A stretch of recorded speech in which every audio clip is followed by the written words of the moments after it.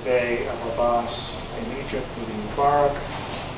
Hopefully we'll have Maliki meeting with the Iranian officials. Who else did we have today that we saw? Who's the other pairing? Someone like Syria as well.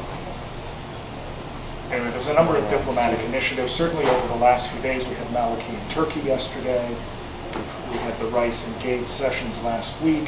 Again, meeting. Oh yeah, we had Olmert and Abbas Monday. And there are pictures of that. Now, who was Chavez meeting?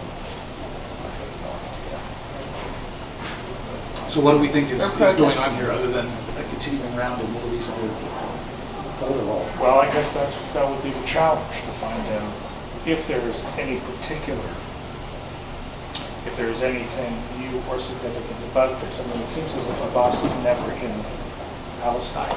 He's always on the road. Kind of like Paul looking for money. So, I mean, that's what Maybe we should Abbas, sell the subscription. that's what Abbas seems to be doing in life. David, you just had a news meeting. Can you sort of explain the process that you go through when you're sort of deciding the lineup for today, for example? See if they can recommend it. Well, first of all, we want to know what's new. So we basically are generally aware of what news stories have happened in the last 24 hours. We've read various sources, and we've also consulted the video service that we have purchased, Associated Press, to see what kind of pictures there are with the stories. Because we don't want to just cover the same stories in the same way as everybody else, we try to frame the stories in a way that will be different, that will add some unique angle or interpretation or meaning. So essentially, that's what we do. Everybody can contribute their ideas. We check to see what people might be available to talk to, either on the phone or on camera, and then we find a way of combining all of that information into a presentable package. So you're tackling China and the Olympics coming in just about a year's time, and the environmental cleanup that they're planning, or at least purporting to be planning. So what approach are you taking with that? Well, we're hoping to do a China story. I'm not exactly sure yet what the China story is. There's two things that are very clear. One is that the Chinese government has had a huge public show on the one-year launch to the actual start of the game. So they had a big ceremony in Beijing.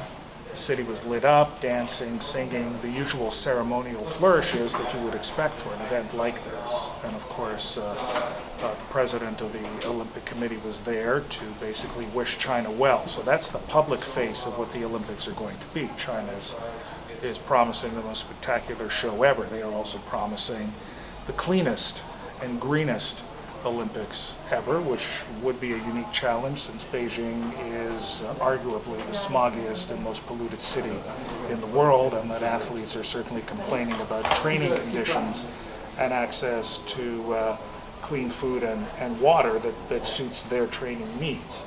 So that's an angle, but at the same time, there's another interesting angle in that while China has promised the best games and the most open games, they're also busy arresting anybody who protests Chinese policy. And so in the last 24 hours, 3 Canadians, as well as a bunch of Americans, have been arrested because they staged a public demonstration at the Great Wall of China. They unfurled a banner for Free Tibet, which is a complete no-no in China. So that's an interesting and important aspect of the overall story, and I would say that that's probably the angle that I would want to pursue. Okay, thanks very much.